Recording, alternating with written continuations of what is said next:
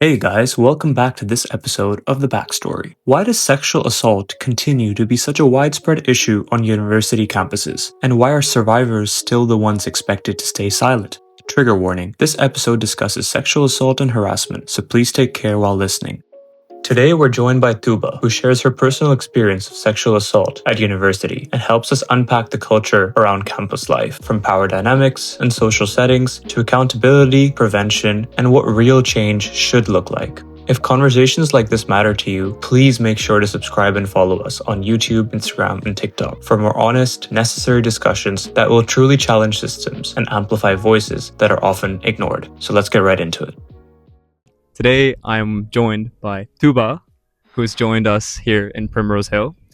And today we're going to be talking about quite a sensitive topic. So firstly, thank you very much for joining us, and thank you for being willing to speak on such a sensitive issue.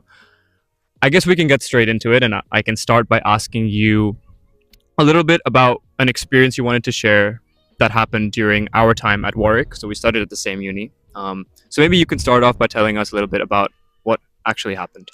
So yeah, thank you so much for having me. I know it's not the easiest of topics to talk about, so I appreciate you giving your time and wanting to help other people talk about this kind of thing. So I won't go into too much of the gory details because I don't think anyone wants to hear it. I don't think it's very helpful for other people to hear it. I don't think it's helpful for me to share it because what matters more is how I feel about it. So it was the beginning of my third year at Warwick, and it was a friend of a friend, and like some scary stuff happened, but the crux of it is that I was sexually assaulted. And it's really weird to like say it out loud in such a specific way. It feels like a million years ago. It feels like a completely different person that it happened to. And sometimes it feels like an out of body experience if I think about it too much. And I think I didn't realize what had happened for well over a year until after I'd left Warwick, until after I'd graduated. And the only reason I kind of could put that label to it was because when I was studying at St Andrews for my master's, completely different environment, completely different space. I was studying completely different things. Something very similar had happened to a friend of mine, and she used those words, sexual assault. And I looked at her and I said, that can't be true because the same thing exactly happened to me.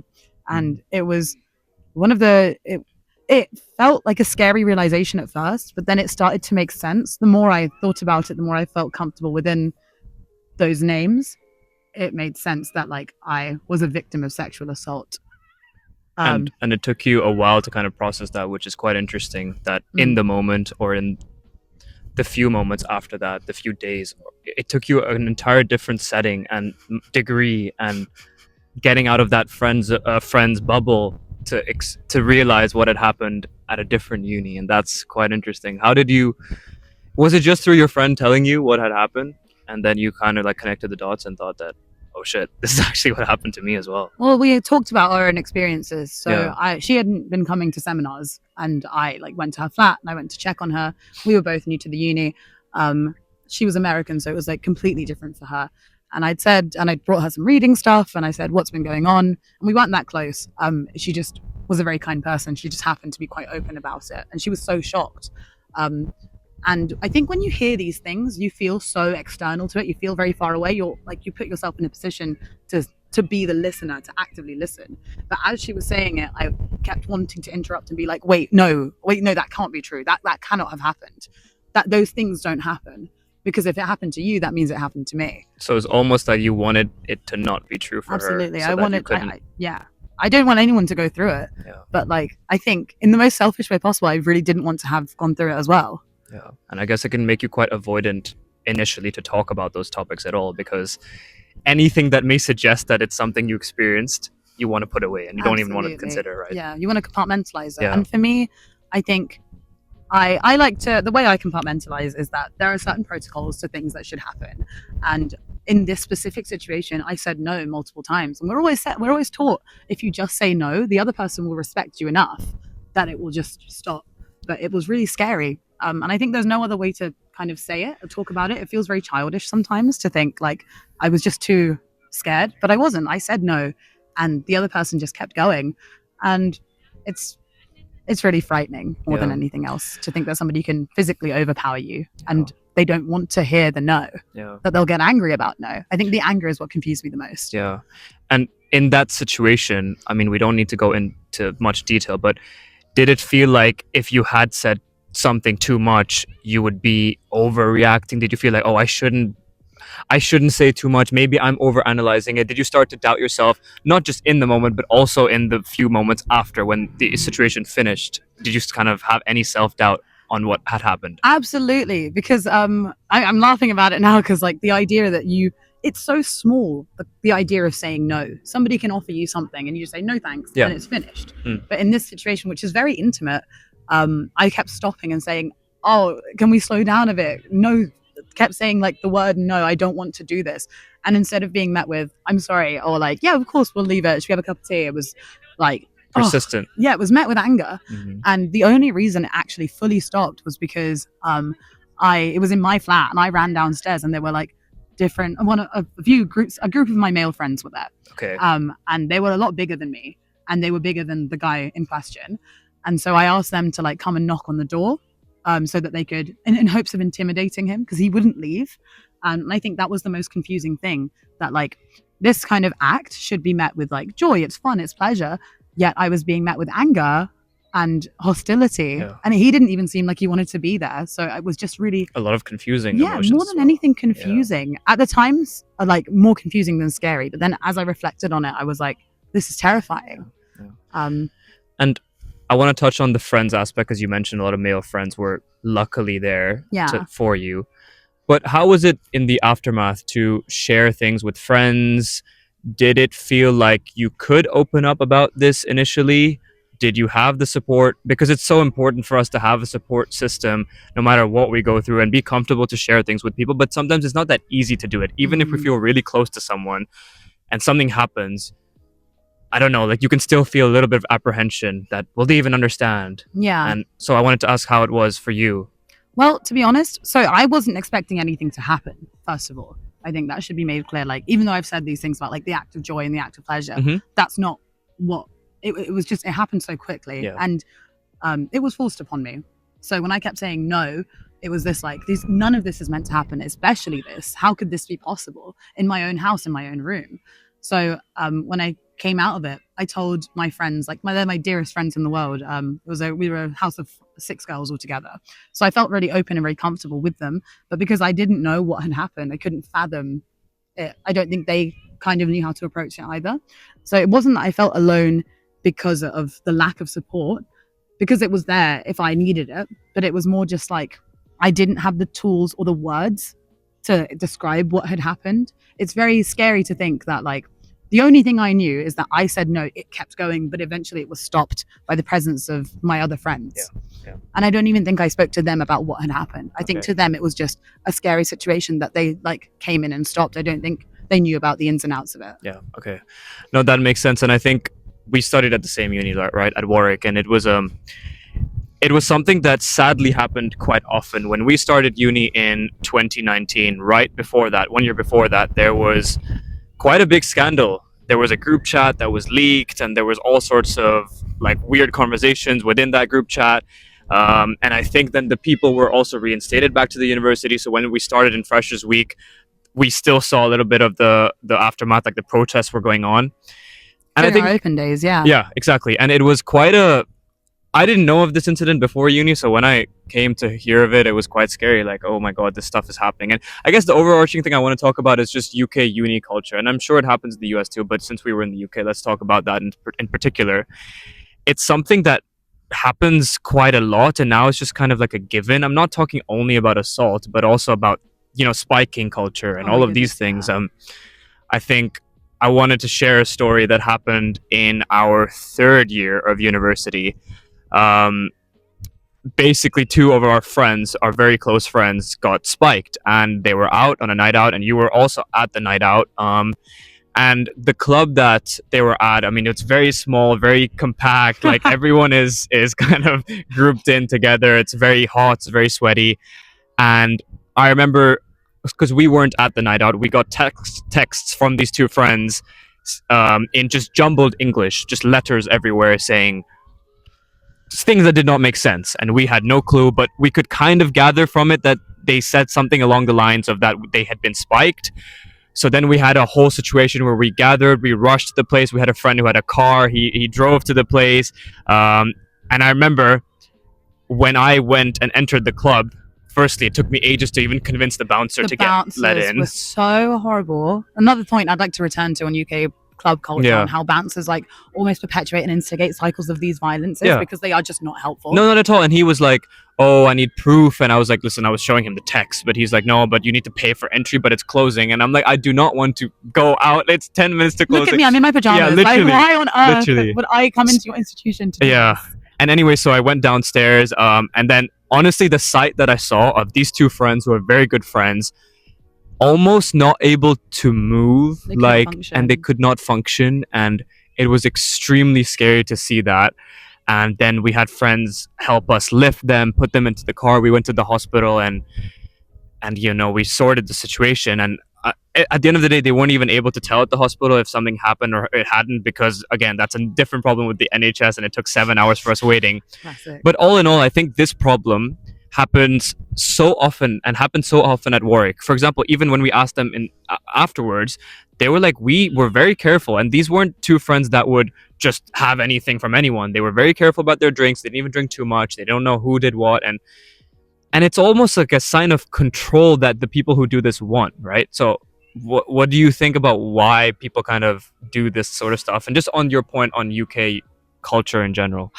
I think there's something to be said about the knowledge of power dynamics. The same thing happened to me in my first year of university. In the student union, there's a jug of water, a communal jug of water that everybody can just get a glass when they need to. And it sounds really like good in practice. You don't have to wait at the bar. School days. Need water. Yes. Also like a very strange tradition at university. For those of you that don't know, basically you dress up in like your old school wear, like high school, middle school, primary school, that kind of outfits. And there's alumni there as well. And you're all basically at a school disco. It's such a midnight. But everyone's drinking. And it's like, this is a Wednesday night social. So it's a sports social. So everybody is incredibly drunk. I don't drink, so I just had water. And I remember there was a man in front of me who I asked to pass me the water. And later when I told people this, people said, well, there's your mistake. And I still think to this day, like, to be telling an 18, 19-year-old that it's your fault that you asked somebody at the student union to pass you some water. And then he like winked at me and said like, here you go, darling. And I went, that's a bit weird.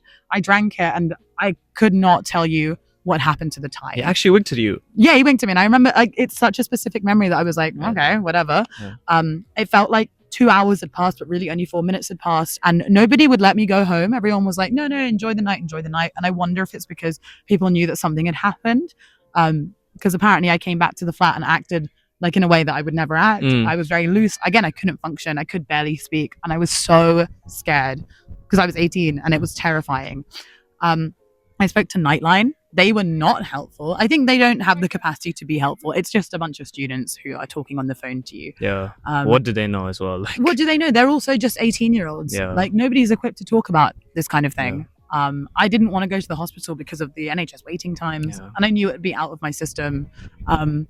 That's also so true. There's so many people that just are like, oh, it's long to get this checked. Let me just not. And I think even our friends who are not in the best state were like, no, we don't want to go anywhere. We don't want to go to the hospital.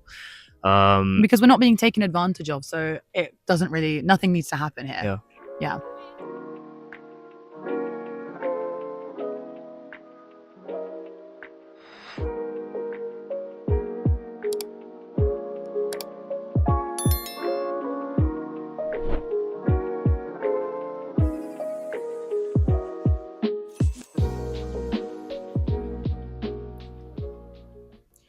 So we just talked about support and having a support system, having friends, close friends, family around to support you through this period. I want to talk about an interesting topic, about proof. Let's just say, hypothetically, a friend of mine, a very good friend of mine, has been accused of doing such a thing. Now, I've heard two opinions on this. Some people say that you should cut them off, cancel them straight away, don't even talk to them again. But I don't see that as realistic. It's a close friend of mine, and I obviously would want to investigate what's happened. Has it even happened? And even if it has, like, what is the story behind it? What was the person thinking? All of this thing. It doesn't excuse the fact that the person has done it. But surely, we are allowed to support the person or support the survivor through an incident, and simultaneously have the ability to reach out to a friend of ours and ask them what happened. So how do you see this dynamic? Because I'm sure you've heard both stances on the two extremes of this situation. Well, first of all, I'd like to say that my opinion is a bit controversial. I don't necessarily believe in the word cancel. I Okay. think it's not possible to cancel a person. I think it's actually more of a right-wing sort of dog whistle that comes about because people don't know how to like kind of discuss more nuanced topics without looking at binaries. It's not black and white. There is always nuance. So let's say this happened to me, a friend of mine, right? A male friend. We're going to put gender onto it. I think gender is important in talking about the dynamics. This is a hypothetical or This is a hypothetical. Okay. If I had found out from an external party that this has happened to them, I think if I were close enough, I just question the situation. Yeah. I would ask if it was a woman, I would say to the female in question, I would say, what exactly happened? I don't want to hear his side of the story. You are the victim, and I believe it's more important to listen to you right now. Yeah. And then I would speak to him, see if that speaks to his character, see if that's how he sees it.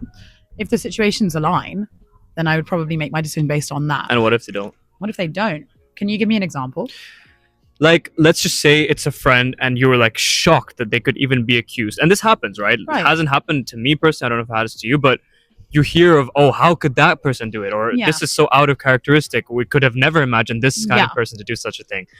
And this happens. And like, it's a friend of yours and you don't know. Obviously, you want to believe the person. It's not about believing, but it's more about trying to investigate the truth. So how does one handle that? The thing is, I believe that you should always be shocked by violence. Like in any capacity, we should always be shocked. We should never expect it. It should never be welcome. So I think you and I are the same, that we wouldn't keep friends around us that we could even fathom being capable of such violence, even to such a small scale. So I think if it was someone that it wouldn't be about cutting them off. It would be more about kind of like easing them away from my life while I have space to work out how I feel about it.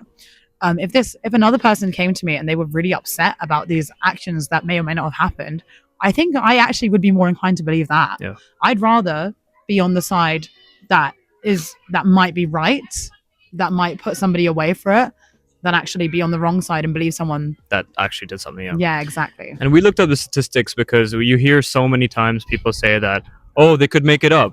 It could not be true. But then if you actually research, that percentage is literally 0.001 or something like this. We're grown-ups. People don't need attention like this. Like if you need attention, they say they do it for attention, right? Yeah, like if you needed attention, you just speak to your friend and ask them for attention in any other kind of way. People don't lie about this kind of violence happening to them. And I think that's actually a reason I didn't think it happened to me for such a long time. I think that I was like, there's no way anybody could be capable of this violence, but also there's no way that I could be a victim of this violence. Yeah. So it was more something that I kept to myself. I only told my absolute closest friends as a means of apologizing to them for the way that I'd acted throughout the year. Yeah. Like in my third year, I see myself as quite unbearable. Like I was such a paranoid, anxious mess. I believed that people didn't want to be around me because of this person who had committed such a violent act. He didn't even want to be around me. He did it to force himself into what? And for what reason? And none of us were getting joy out of it. So I just kind of assumed, like, from the most tenuous link possible, that my friends must also be putting themselves through pain just to be around me. So the only time I brought it up to anyone was to say sorry that I was a certain way. And of course my friends didn't react by saying, oh, it's okay, you went crazy for a year, it's fine. In fact, they met with such kindness, care and compassion. Yeah, and probably like denying that you were at that sort of way to them at all. But it's interesting how the incident caused you to extrapolate that onto not just a future interaction with a guy, but also your social settings and your close friends that were already close before the fact. Yeah. And that's scary almost, right? Yeah, it was horrifying. I don't recognize the person that I was in my third year of uni, my final year. Like I barely recognize the town that I was living in. That flat, that room of my own was no longer my room. It was this place where this violent act had taken place. Which was upsetting. And I'm glad I'm able to talk about it. And I'm glad I'm able to put a name to it. Yeah. And there's a lot of, some people like to say they're victims. Some people like to say they're survivors. I don't believe I'm a survivor of anything. I think it's important to name things for what they are. So what would you name it? I would say I'm a victim of sexual assault. It doesn't obviously doesn't define me, no matter how like course. embarrassing that sounds. Yeah. But I read this brilliant article about the politics of victimhood and how we view victimhood in war. And it's kind of like this dirty word.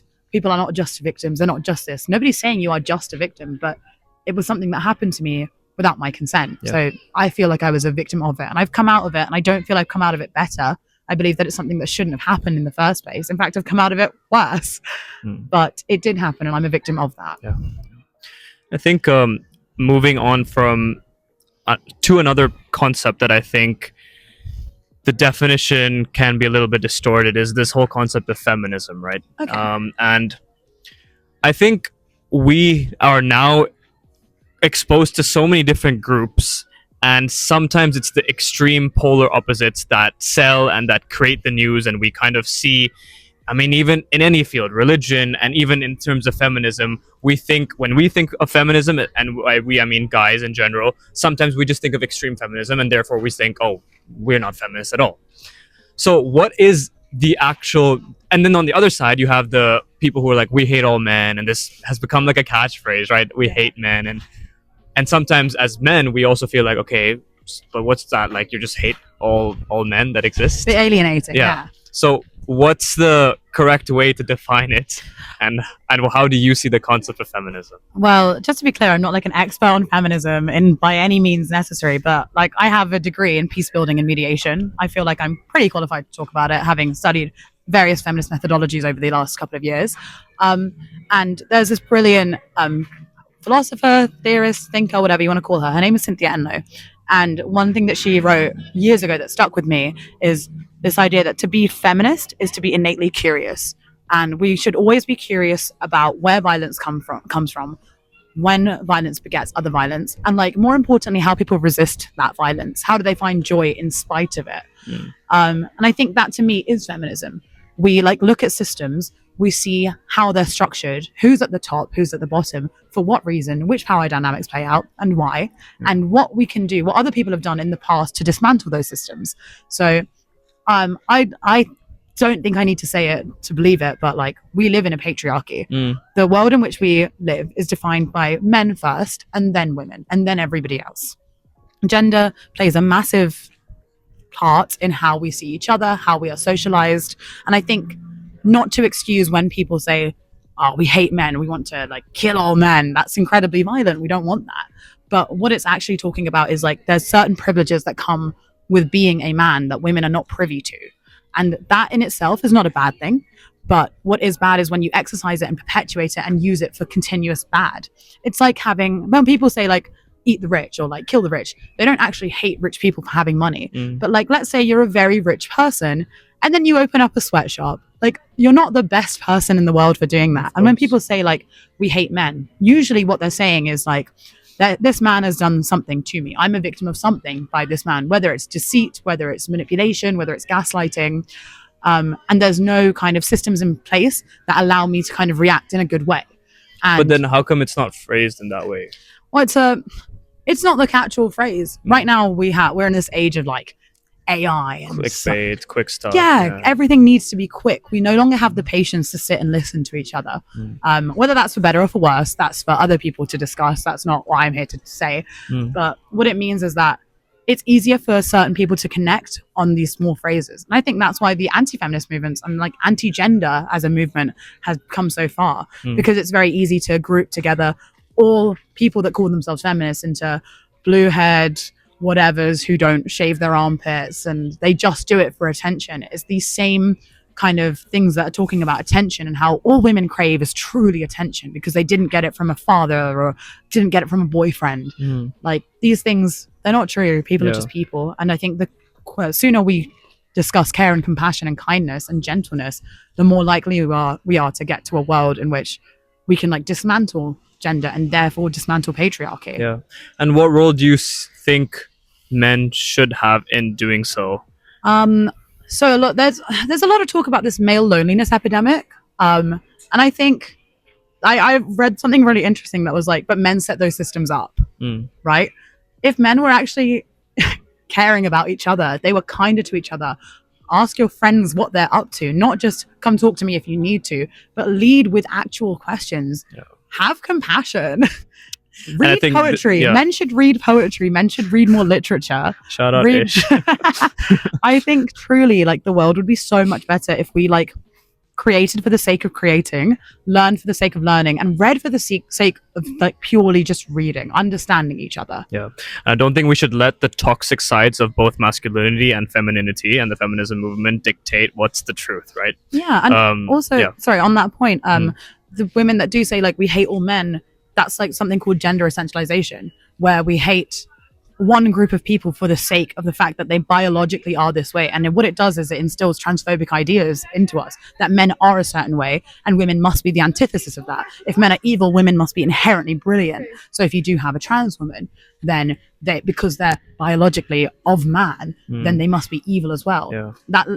That's why we have like this spread out turf idea that means that like women are not able to just be women and men are not able to just be men. Yeah. Gender is not inherently bad, but the socialization into gendered ideology is what I think is harmful. That's so true, the point about men asking others, and it's also can be a cultural thing. We see it sometimes as weak if men talk about their emotions. We already did an episode on this before, and it's sometimes can be a very difficult thing to navigate, right? Absolutely. But I think what you said is a good way to look at it, is to just be open, ask each other about how we're feeling, even not just when we need to do it and when it comes to the brink of we've gone through something crazy. And it's not a sign of weakness, right? No, it's just about being like, why is kindness and like a lack of conflict, a lack of violence, like weak and bad? And some men see it as weak because, you know, and we've talked about this in a previous episode that, they're just about like gym and being aggressive and just not showing emotion. But you can do those things as well. Like you can have both, and you don't. The gym is not gendered. It's not, exactly. Lifting weights does not make you a man. So yeah, I think that's an interesting one. Yeah.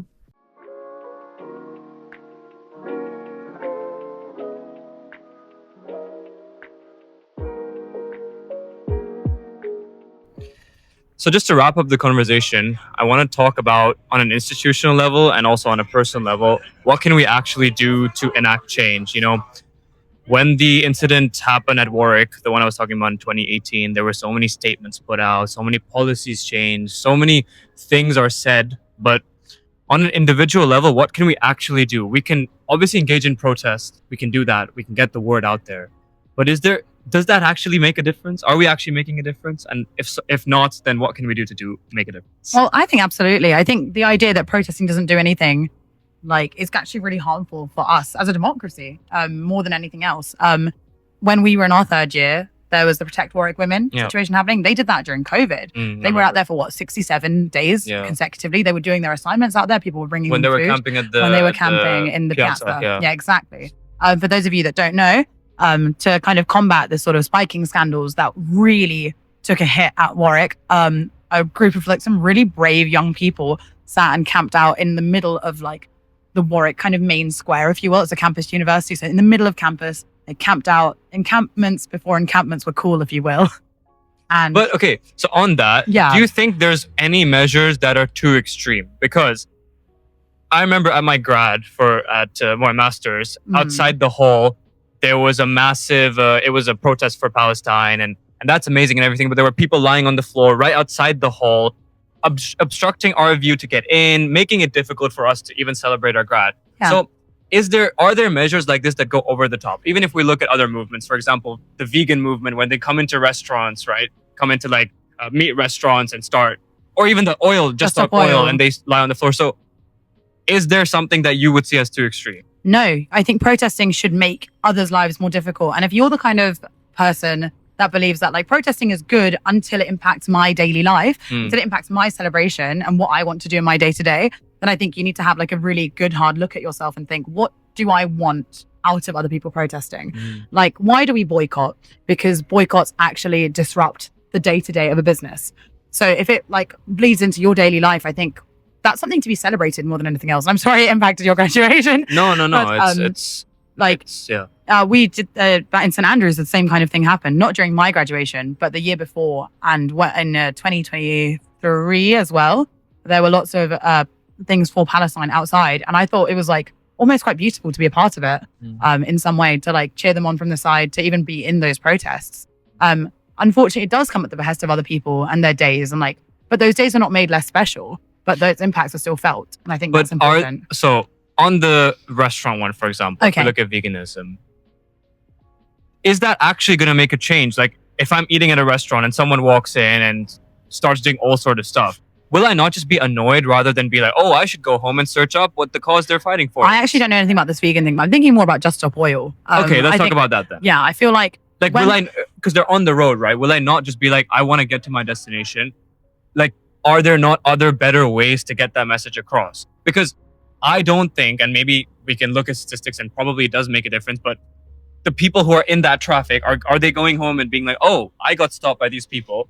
Amazing. Let me have a look at what options there are out there. No, but they're on the news now, aren't they? Like, think about the suffragette So it's exposure movement. then. It's exposure. Yeah. Think about the suffragette movement in the UK. Emmeline Pankhurst threw herself in front of a horse to get votes for women. At the time, it was the same exact thing. She sacrificed herself. And in the way, these people are sacrificing themselves and their comfort to like maybe go to prison just so that they can like just stop oil. Yeah. And I think if you look at a more holistic view of it, that is what's important. Yeah. But to bring it back to like what we can do on a personal individual Mhm. level, it's not enough to just not be creepy in a club, right? It's never No, just no. enough. Otherwise, everybody would be safe all the time. But I think what's more important is like for women, check on your female friends, check on your male friends. Make sure that people aren't making other people uncomfortable on a human level. Yeah. Like, see the way that you interact with people of the opposite gender when you're flirting with them. Is it harmful? Are we telling each other like bad advice? You know, sometimes I've heard women speak about how they want to be kissed and it'll be like, oh, you should never ask. You should just go for it. I think normalize asking. I think normalize consent in every single Even if it's situation. awkward. Actually, it shouldn't be awkward. I think it should be like, it should just be normal, Yeah. right? It's hard to say what should be done on like a systemic institutional Yeah, level. that's a bigger picture. But Yeah, but I think we can make small steps to. yeah, kindness and compassion should be your first steps. Understanding, allowing others to not be uncomfortable in your space Yeah. should be nice. Be welcoming. Yeah. And for groups of men, I think this is like a kind of connected issue. Women often feel kind of uncomfortable entering all male spaces, and they should think about why that is. If I enter a room full of men, I want to be asked a question. I want to be asked how I am and like about my day. I don't want to be told that the questions that I'm asking are stupid. I don't want to feel bad for entering an all male space. So I wanted to thank you, Tooba. I think we had an amazing conversation. We touched on a lot of different points. We shared perspectives. We also disagreed on some things. And I think that's great to have these conversations just to increase exposure. And I'm sure the audience can take a lot from it. And I'm sure you also hopefully had a good time discussing these quite heavy topics. But yeah, anything you wanted to add or talk about before I wrap up? Well, thank you for facilitating this conversation. Of course. I really appreciate you having me and like letting me talk about gender for a bit. course, One of my of course. favorite subjects in the whole wide world. Of course. And thank you for your kindness, your Yeah. openness, your compassion. No worries. Anyways, thanks for listening and bye-bye. Take care.